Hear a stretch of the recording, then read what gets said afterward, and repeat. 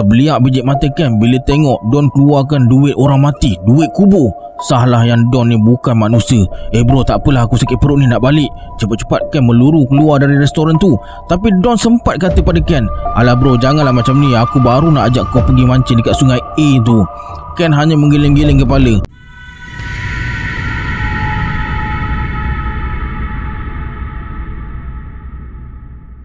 A'udzubillahi minasyaitonirrajim. Bismillahirrahmanirrahim. Assalamualaikum warahmatullahi wabarakatuh. Apa khabar sahabat semua? Kembali lagi bersama saya Syarul. Terima kasih sebab dah klik video ni. Semoga yang menonton video ni ditambahkan rezeki dan dipermudahkan urusan dunia dan akhirat. Hari ni saya akan kongsi 6 lagi kisah seram dari luar negara. Dari kisah seram negara Jepun hingga kisah seram di Turki. Nak tahu kisahnya macam mana? Tonton video ni sampai habis. Jangan lupa subscribe, like dan komen dalam video ni. Pada yang nak join grup Telegram saya letakkan link dekat bawah. Macam biasa sebelum saya mulakan, jom kita baca selawat dulu. Sallallahu Rabbuna ala nuril mubin Ahmad al-Mustafa Sayyidil Mursalin. Sallallahu Rabbuna ala nuril mubin Ahmad al-Mustafa Sayyidil Mursalin. Sallallahu Rabbuna ala nuril mubin Ahmad al-Mustafa Sayyidil Mursalin. Tanpa buang masa lagi, jom let's jump to Rabak Seram. Sebelum saya mula cerita, sesiapa yang nak dapatkan topi SC ni, saya akan letakkan nombor WhatsApp di pin komen nanti.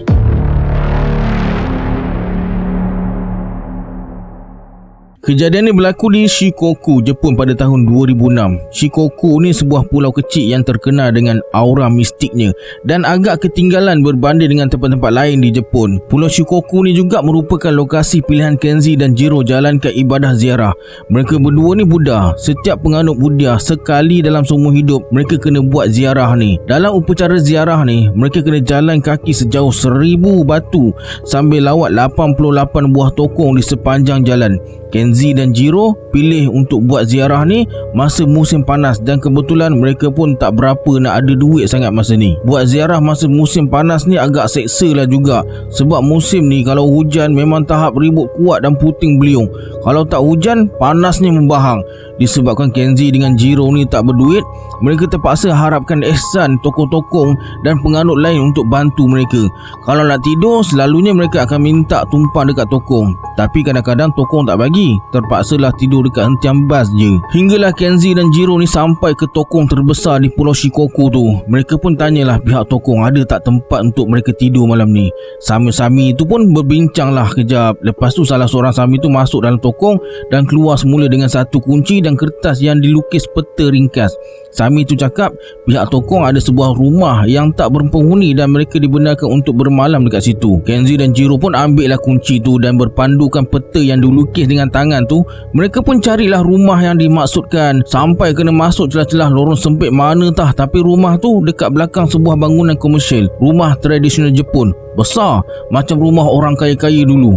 Tak tahulah kenapa, tapi bila Kenzi dan Jiro nampak je rumah lama tu, mereka berdua dah rasa tak sedap hati. Masuk je dalam rumah, Kenzi ajak Jiro jelajah satu rumah tu. Mereka masuk ke tingkat bawah dulu, tapi dekat tingkat bawah tu kosong, tak ada perabot kecuali satu bilik yang ada bantal dan tilam nipis. Jadi mereka ingat inilah bilik yang disediakan untuk mereka berdua tidur malam ni. Kenzi nak naik ke tingkat 2 pula, tapi Jiro tak nak. Dia suruh Kenzi pergi sendiri. Kenzi pun naiklah ke tingkat 2 tu sorang-sorang. Dekat tingkat 2 ni ada banyak bilik. Setiap kali Kenzi buka pintu bilik tingkat atas tu, dia macam ternampak kelibat perempuan. Tapi Kenzi ingat tu cuma mainan perasaan dia je. Tapi sejak masuk rumah tu, Kenzi rasa macam ada sesuatu yang perhatikan dia. Kemudian Kenzi turun ke bawah semula nak bersihkan diri, lepas tu keluar nak cari makanan. Mereka berdua bernasib baik sebab dijemput oleh seorang wanita tempatan untuk makan percuma dekat restoran dia. Dah kenyang makan malam tu, mereka pun balik ke rumah. Masa tu ada tanda-tanda macam nak hujan lebat lah. Mereka pun cepat-cepat masuk dalam rumah. Buka je pintu depan tu, alangkah terkejutnya mereka berdua bila tengok rumah tu dipenuhi dengan kucing. Mana pula datangnya kucing-kucing ni, padahal mereka baru tinggalkan rumah tu. Mungkin kucing-kucing ni menyelinap masuk ikut lubang lain kot. Kenzi dan Jiro pun dah tak larat nak halau kucing-kucing tu. Jadi mereka pun terus masuk bilik, bentang Toto nak tidur. Malam tu tempat mereka dilanda ribut. Air hujan mencurah-curah timpa bumbung rumah. Tapi disebabkan terlampau penat, tutup mata je Kenzi dan Jiro terus terlena. Entah kenapa, tepat pukul 2.30 pagi, Kenzi dan Jiro terbangun dari tidur sama-sama. Badan penat lagi tapi mata dah tak nak lelap. Masa tu ribut dah reda dah, bilik pun agak sejuk. Kenzi buka pintu bilik nak bagi udara masuk. Masa tu seekor kucing pun dah tak ada dekat luar tu. Pergi mana entah. Disebabkan mata tak mengantuk, Kenzi dan Jiro baca kitab masing-masing. 15 minit kemudian mereka berdua mengantuk semula. Jadi Kenzi pun bergerak ke pintu tu nak tutup balik. Masa tu Kenzi dalam keadaan duduk atas lutut dengan sebelah tangan tolak daun pintu. Masa nak tolak daun pintu kedua tu, tiba-tiba ada segenggam rambut hitam lebat jatuh betul-betul depan mata dan mendarat atas riba Kenzi. Dalam masa yang sama, ada segenggam rambut jatuh atas riba Jiro juga. Tapi rambut atas riba Jiro tu dah beruban macam rambut wanita tua. Mulanya mereka tak rasa apa-apa pun, cuma terpinga-pinga dan keliru jugalah. Mana pula datang rambut ni? Bukan sehelai dua, tapi segenggam, macam ada orang potong rambut depan mereka. Lepas tu mereka berdua kumpulkan rambut-rambut tu dekat satu sudut dalam bilik dan periksa segenap penjuru sining bilik. Tapi bilik ni tak ada apa-apa bukaan pun. Untuk sedapkan hati, Kenzi cakap mungkin rambut-rambut tu dah memang tersangkut dekat siling bilik ni kot. Bila buka pintu sikit tadi, angin masuk, tertolaklah rambut tu sampai jatuh. Kemudian mereka alihkan Toto ke sudut lain dalam bilik dan teruskan pembacaan sampai mengantuk. Tadi memang dah mengantuk, tapi mata jadi segar semula lepas kejadian rambut jatuh tadi. Masa tengah duduk tunduk baca kitab masing-masing, tiba-tiba sekali lagi segenggam rambut jatuh atas kitab mereka. Sama macam tadi, Kenzi dapat rambut hitam, Jiro dapat rambut putih macam uban. Rambut-rambut tu mereka campak ke sudut tadi. Lepas tu mereka berdua terus berkelubung dalam selimut masing-masing. Berdebar-debar jugalah jantung Kenzi masa tu. Lama-kelamaan mereka tertidur. Pagi tu pintu bilik mereka diketuk dengan kuat. Bam bam bam bam. Kenzi pergi tengok, rupanya ada seorang wanita tua depan pintu rumah. Wanita tu suruh mereka cepat keluar dari rumah tu sekarang juga. Tak banyak cakap, dalam masa 2 minit kemas, lipat Toto, susun bantal semua, Kenzi dan Jiro keluar dari situ. Masa mereka sampai dekat tokong nak bagi kunci, dekat situ tak ada orang langsung. Sunyi sepi. Tokong pun nampak usang je. Sudahnya Kenzi tinggalkan kunci dekat depan pintu pejabat tokong tu dan terus beredar dari situ. Lepas 2-3 tahun, Kenzi kaji apa yang ganggu mereka malam tu. Dia yakin malam tu mereka berdua diganggu oleh Yuri.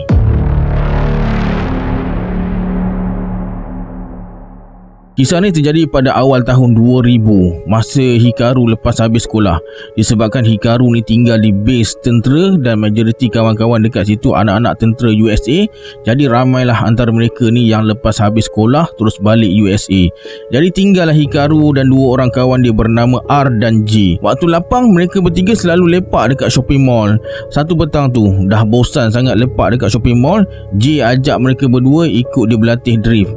J ni ada kereta Nissan Silvia tahun 90-an dan peminat sukan drift kereta. Bagi Hikaru, J ni bukanlah handal pun main drift, tapi mereka ikut jugalah. J bawa mereka berdua ke Taman Asamizo di Sagamihara.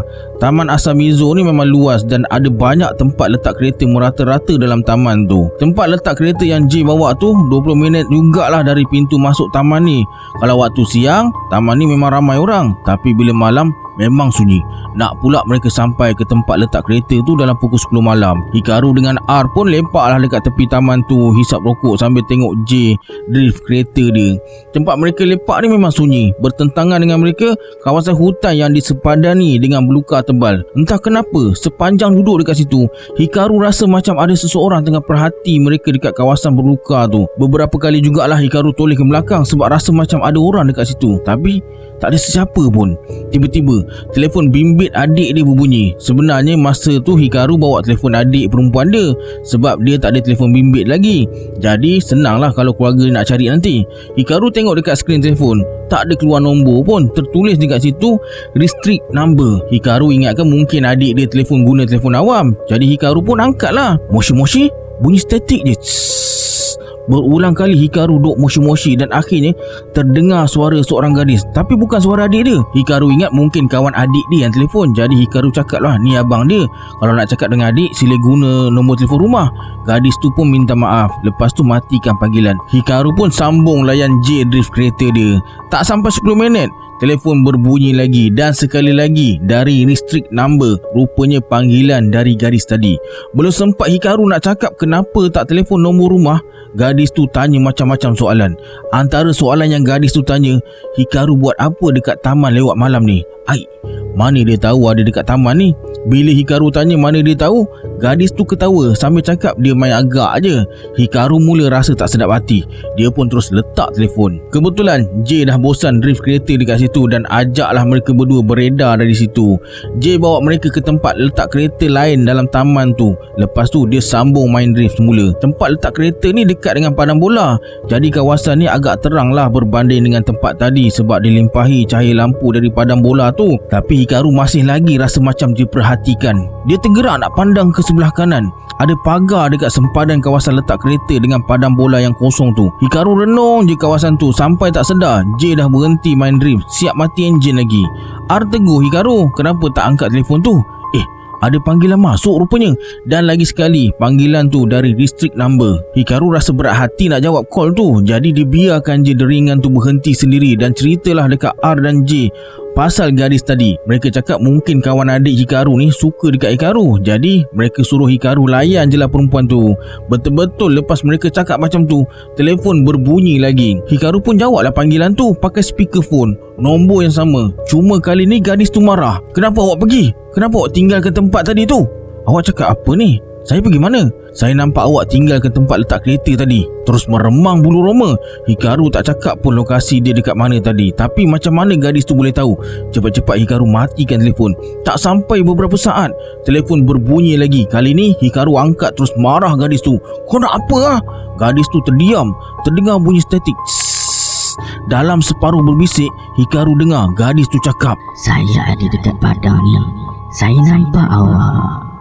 Mereka bertiga pun tercari-cari gadis tu dekat padang, tapi tak ada sesiapa pun. Hati mula berdegup kencang. Apa maksud kau? Padang mana ni? Gadis tu cakap dia nampak Hikaru dan dua orang kawan tengah berdiri. Hikaru pakai jaket kelabu, tengah pegang telefon. Kereta J pun dia nampak.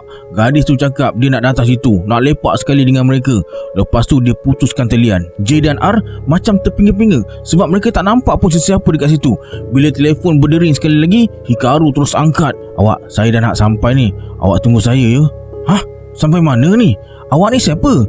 Macam mana awak tahu saya dekat mana? Awak ni kawan adik saya yang mana? Saya tak pernah cakap pun saya ni kawan adik awak. Hikaru terus letak telefon.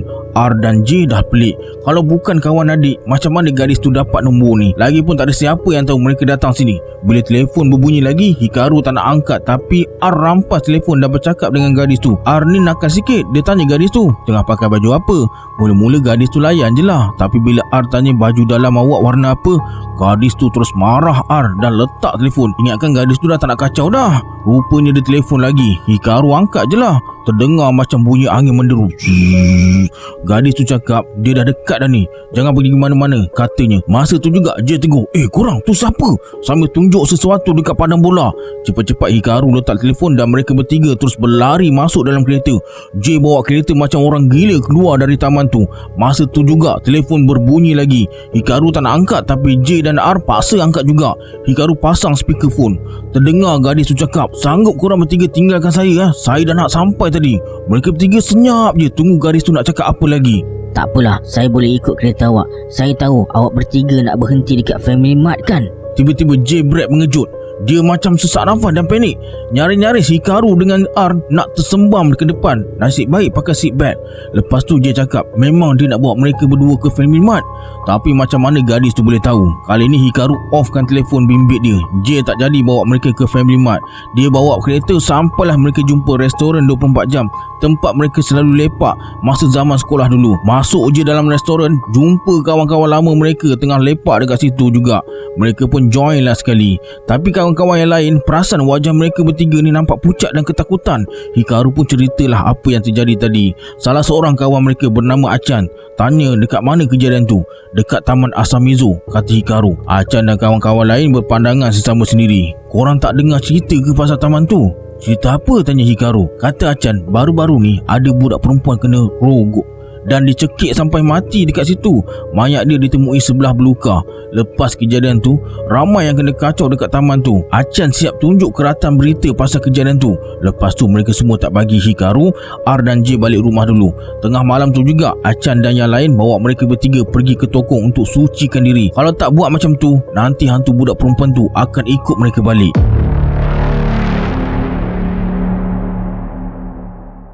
Puerto Rico ni adalah sebuah negara yang cantik tapi ramai tak tahu. Dekat sini dulu pernah berlaku satu tragedi kebakaran yang melenyapkan sebuah kampung dari peta negaranya. Rakyat Puerto Rico percaya yang kebakaran tu ada kaitan dengan perkara mistik. Sebab kebakaran tu sangat dahsyat sampai tak ada yang terselamat. Tak ada rekod rasmi tentang kebakaran tu dan cerita pasal kebakaran tu pun cuma diturunkan dari mulut ke mulut. Lama kelamaan tragedi kebakaran tu semakin dilupai penduduknya. Hobi Carlos ni suka masuk hutan. Satu hari tu dia masuk hutan seorang diri di sebuah tempat yang dinamakan Mocha. Carlos memang dah biasa masuk hutan tu, tapi kali ni dia nak masuk ikut laluan lain yang dia tak pernah masuk lagi. Untuk elak dari tersesat, Carlos tanda laluan masuk tu dengan tali berwarna ungu yang diikat dekat salah satu pokok. Lepas tu Carlos berjalan masuk lurus je, tak belok-belok. 5 minit kemudian Carlos terjumpa satu jalan lama berbatu. Dia dah rasa pelik bercampur teruja sebab jalan berbatu ni cuma wujud masa Puerto Rico dijajah Spanyol dulu. Jadi dia pun buat keputusan nak ikut jalan berbatu tu. Carlos agak terkejut jugalah sebab jalan tu walaupun jalan lama tapi masih kukuh lagi, tak macam jalan-jalan lama yang dijumpa sebelum ni. Carlos dah beberapa kali masuk hutan ni dan dah rasa dia memang kenal sangat dengan hutan ni. Tapi tak sangka pula jalan lama ni bawa Carlos ke satu tempat yang dia tak pernah jumpa lagi dalam hutan tu. Jalan ni bawa Carlos masuk ke celahan batu-batu besar. Bukan benda pelik pun, cuma dia tak pernah jumpa lagi dalam hutan ni. Keluar je dari batu-batu besar tu, benda pertama Carlos nampak adalah sebuah kabin. Tapi kabin tu dah rentung, hitam, bekas terbakar, dan dari celah-celah abunya dah naik pokok-pokok menjala.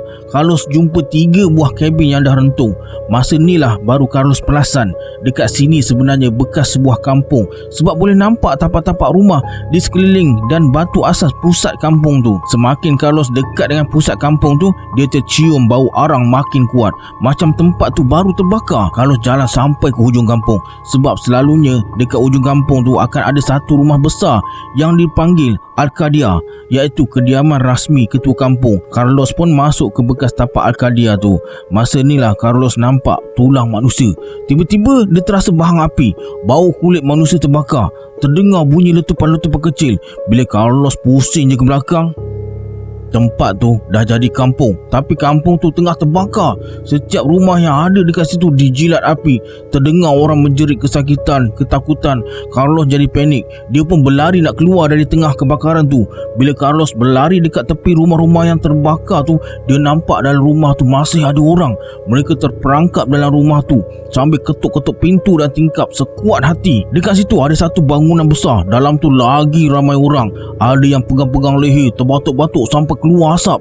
Bila dah berjaya keluar dari kampung tu dan lepas je dari susunan batu-batu besar tadi, Carlos dah tak dengar bunyi jeritan, rasa bahang api dan tercium bau daging terbakar. Yang ada dekat depan dia sekarang adalah hutan tebal. Bila Carlos pandang belakang, dia nampak ada satu papan tanda yang dah rentung tapi masih boleh baca tulisannya, Tambah de los Dioses. Yang peliknya, masa lalu tadi papan tanda tu tak ada. Lepas tu cepat-cepat Carlos lari keluar dari situ, balik ke jalan dia masuk tadi. Balik rumah, Carlos cuba kaji sejarah pasal kampung terbakar dalam hutan tu, tapi malangnya tak ada rekod rasmi tentang kebakaran tu. Yang dia tahu Tambah de los Dioses tu maksudnya kubur para dewa. Dari sumber yang tak rasmi, Carlos dapat tahu Dulu, masa Sepanyol mula-mula nak jajah Puerto Rico, berlaku satu peristiwa di mana sekumpulan orang asli Taino lemaskan seorang lelaki Sepanyol dan pihak Sepanyol gunakan alasan tu untuk serang kampung-kampung dekat situ. Sejak kejadian tu, kalau dah tak masuk lagi tempat tu, tapi tali unggu tanda pintu masuk nak ke jalan tu ada lagi. Kalau berminat boleh dah cuba.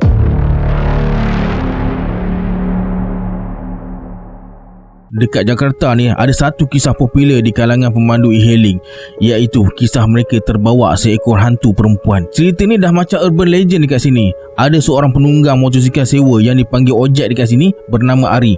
Dia mengaku pernah ada pengalaman bawa hantu tu. Malam tu dalam pukul 11 malam, Ari dapat pesanan melalui apps dari seorang wanita. Selalunya geng ojek ni kalau waktu-waktu macam ni mereka tak nak ambil job dah atas faktor keselamatan lah. Disebabkan Ari nak kejar mata untuk dapatkan bonus hari tu, jadi dia pun ambil lah job tu. Tapi Ari rasa pelik sikit sebab lokasi nak ambil perempuan tu dekat pintu depan tapak perkuburan Jeruk Purut. Pada yang mungkin baru dengar nama ni, Jeruk Purut ni adalah sebuah tempat yang terkenal dengan keseramannya. Bermacam-macam hantu orang pernah nampak dekat sini. Hantu tak ada kepala lah, hantu budak lah. Dikatakan kalau nak sangat tengok hantu, boleh datang sini malam Jumaat, tapi bilangan rombongan mesti nombor ganjil. Nanti adalah yang nak masuk dalam geng nak cukupkan korum tu. Berbalik ke cerita tadi, Ari pun hantarlah mesej ke perempuan tu melalui apps. Betul ke lokasinya kak? Dan wanita tu membalas pendek je, ya betul. Ari pun kuatkan semangat dan pergilah ke lokasi yang dipinkan tu. Memang betul lah ada seorang wanita tunggu dekat situ. Wanita tu nampak normal je, kaki jejak tanah, pakai t-shirt putih dan seluar jeans biru, pakai gincu merah menyala. Kalau ikut destinasi yang nak kena hantar ialah sebuah kawasan perumahan yang hanya 5 km je dari situ. Adalah dalam 5 minit perjalanan naik motor. Dari mula Ari ambil perempuan tu tadi, dan sepanjang perjalanan perempuan tu senyap je, tak bercakap apa-apa pun. Bila nak sampai dekat sana, Ari tanyalah perempuan tu nak turun dekat mana, tapi perempuan tu senyap je, tak jawab apa-apa. Ari pun jelinglah cermin motor. Mana perempuan tu pergi? Nyaris-nyaris Ari nak terjatuh motor sebab brek mengejut. Yang paling mengejutkan bila Ari pandang kiri dan kanan dia dah berada dalam kawasan perkuburan Jeruk Purut. Macam mana boleh sampai sini? Menggelabahlah si Ari dan dia pun cepat-cepat keluar dari kawasan tu. Tak jauh dari situ ada sebuah kedai kopi yang dibuka 24 jam. Jadi Ari pun pergi ke situ. Masa sampai dekat situ, masih ada beberapa orang pelanggan lagi.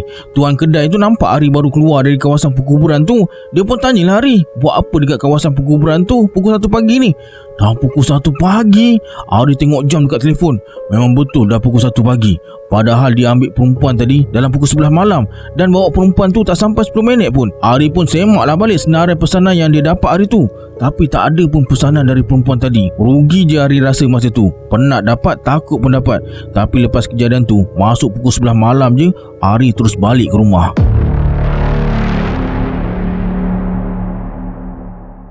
Kisah dari Taiwan ni terjadi pada Ken.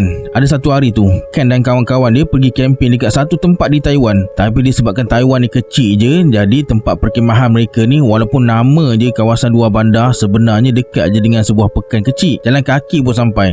Cuma pekan tu tak adalah maju sangat. Setakat kedai serba neka, kedai makan tu adalah. Malam tu Ken lapar, malas nak masak makanan segera. Jadi dia pun jalanlah seorang-seorang menuju ke pekan kecil nak cari restoran. Dia jumpa satu restoran ni, nama restoran tu BBB.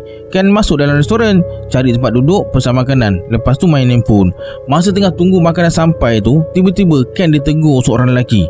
"Hai Ken, lama tak jumpa, kenal aku lagi tak?" Ken senyum-senyum je. Rasanya dia memang tak kenal siapa lelaki tu, tak pernah jumpa pun. Tapi lelaki tu dengan selamba terus ambil kerusi dan duduk sekali dengan meja Ken ni. "Ni aku Don, kita pernah sekolah menengah sama-sama." Ken rasa macam pernah dengar nama tu, tapi siapa? Agaknya Don nampak muka Ken ni macam keliru je. Don pun ceritalah serba sedikit pasal sekolah menengah yang mereka belajar dulu. Siapa cikgu paling garang, siapa amoy paling cantik, kes budak kelas Ken kena tangkap hisap rokok belakang tandas. Ken pun layanlah Don sembang. Memang betul lah kot Don ni kenal Ken. Tapi Ken tak ingat sebab dah berbelas-belas tahun tinggalkan sekolah. Tapi kenapa Don ni nampak masih muda belia?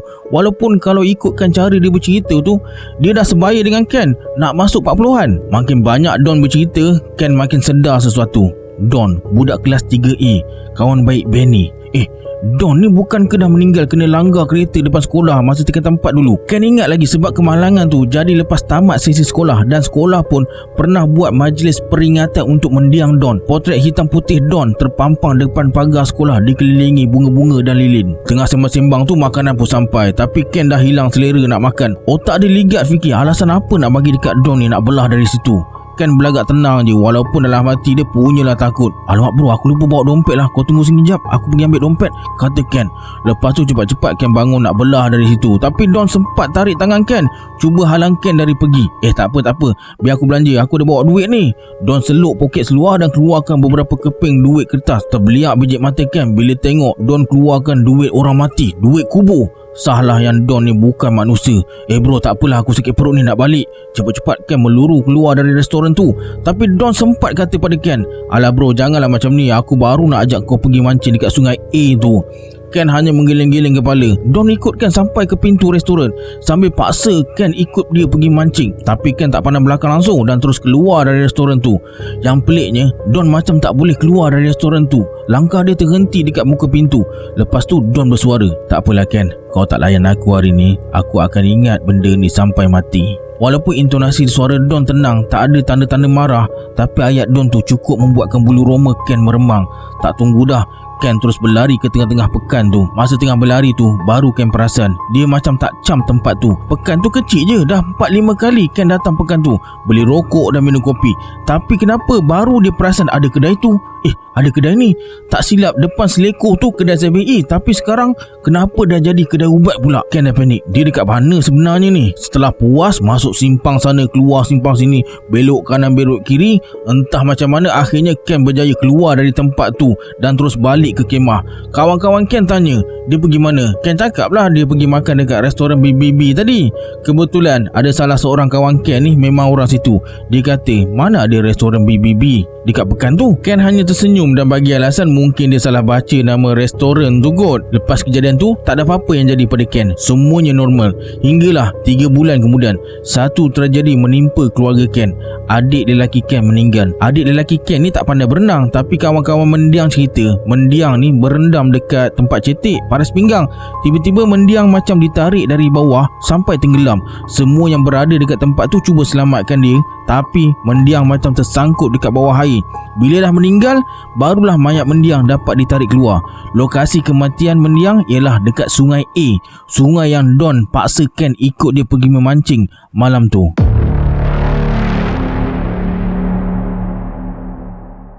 Kejadian ni berlaku lama dah, tahun 1986 dulu. Masa tu Hasan tinggal di sebuah kampung yang sangat terceruk. Dah lah tak ada elektrik, jalan raya pun tak ada. Bandar terdekat untuk penduduk kampung Hasan ni beli barang keperluan masa tu adalah di Bandar Ilazik. Nak ke bandar tu, penduduk kampung terpaksa berjalan kaki sejauh 2 hingga 3 km sampai ke simpang masuk ke lebuh raya. Lepas tu kena naik kereta sapu, tapi kereta sapu ni cuma ada pukul 4.30 pagi. Tu pun cuma boleh berjalan-jalan dekat bandar tu sampai tengah hari, sebab kereta sapu tu akan bawa balik ke simpang kampung tu semula waktu tengah hari.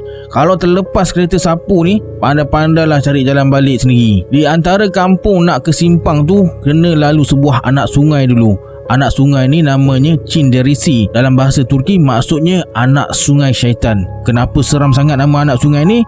Sebab dekat lembah ni katanya ramai orang kampung kena ganggu dengan makhluk halus. Hari kejadian, Hasan dengan 2 orang kawan dia bernama Kamal dan Arif bertolak dari kampung pukul 3 pagi semata-mata nak sampai ke simpang jalan tu sebelum pukul 4.30 pagi. Jalan yang mereka kena lalu ni memang sempit, muat-muat seorang je jalan. Kamal jalan paling depan, Arif dekat tengah dan Hasan paling belakang sekali. Entah kenapa keadaan malam tu agak suram sikit. Hasan rasa bukan dia je rasa macam tu, yang lain pun rasa juga sebab masing-masing jalan sambil isap rokok. Adalah sembang-sembang sikit, tapi sembang nak sedapkan hati dan perasaan je sebenarnya. Perbualan terhenti bila mereka dah sampai ke jalan masuk nak ke anak sungai tu. Kamal yang jalan dekat depan tiba-tiba berhenti mengejut. Bila tanya kenapa, Kamal kata dia nampak ada anjing hitam dekat tepi jalan tengah perhati mereka. Hasan dah mula cuak dah bila Kamal cakap macam tu. Mereka pun bacalah bismillah. Lepas je baca bismillah tu, anjing hitam tu terus bangun dan berjalan masuk dalam semak. Mereka bertiga terpinga-pinga bila tengok kelakuan anjing tu. Tak tunggu lama, cepat-cepat mereka sambung perjalanan semula. Baru seminit dua berjalan, tiba-tiba Kamal berhenti mengejut lagi. Anjing tadi ada lagi. Kali ni anjing tu tunggu 2-3 meter depan mereka. Lagi sekali mereka baca bismillah dan anjing tu pun masuk dalam semak semula. Kali ni masing-masing dah tak boleh sorok rasa takut. Tapi Hasan cuba tenangkan mereka. Kamal ajak patah balik. Hasan tak setuju. Rugilah, dah jalan jauh-jauh nak kena patah balik. Akhirnya dengan berat hati mereka teruskan berjalan semula. Dalam 3 ke 5 minit jugalah berjalan, Kamal berhenti mengejut lagi. Tapi kali ni yang halang mereka bukannya anjing hitam, tapi seekor kambing hitam yang sangat besar sampai hadang jalan mereka. Mereka baca bismillah sekali lagi. Habis je baca bismillah, kambing hitam tu tiba-tiba gaib. Kamal dengan Arif dah nak lari balik dah, tapi Hasan halang mereka tak bagi balik. Biar dia jalan depan pula, gantikan tempat Kamal. Sambil berjalan tu, Hasan berzikir je. Masa tu dah tak jauh dah nak sampai ke simpang lebuh raya. Dekat depan ada selekor tajam masuk kiri. Lepas selekor baru masuk anak sungai syaitan tu. Apa yang mereka nampak lepas lalu selekor tajam tu adalah sesuatu yang tak dapat mereka lupakan sampai hari ni. Mereka bertiga nampak lembaga putih terawang-awangan atas anak sungai. Lembaga putih tu telus dan keluarkan cahaya yang sangat terang. Mukanya kurang jelas sebab benda tu terbang agak tinggi, tapi boleh nampak kaki dan tangannya. Bila benda tu nampak mereka bertiga, benda tu terus menjerit dan mengilat sekuatnya. Hasan, Kamal dan Arif terkejut sampai terjatuh atas tanah. Cuba nak lari tapi kaki masing-masing macam terkaku. Baca ayat Quran pun tunggang langgang. Tak lama lepas tu, Hasan berjaya bangun dan tarik kawan-kawan dia ke arah selekor tajam tadi. Lepas sampai situ, benda putih tu hilang dari pandangan. Tapi bunyi mengilat tadi dah bertukar jadi suara perempuan ketawa yang cukup ramai bergema dekat situ. Mereka berlari sekuat hati patah balik ke kampung.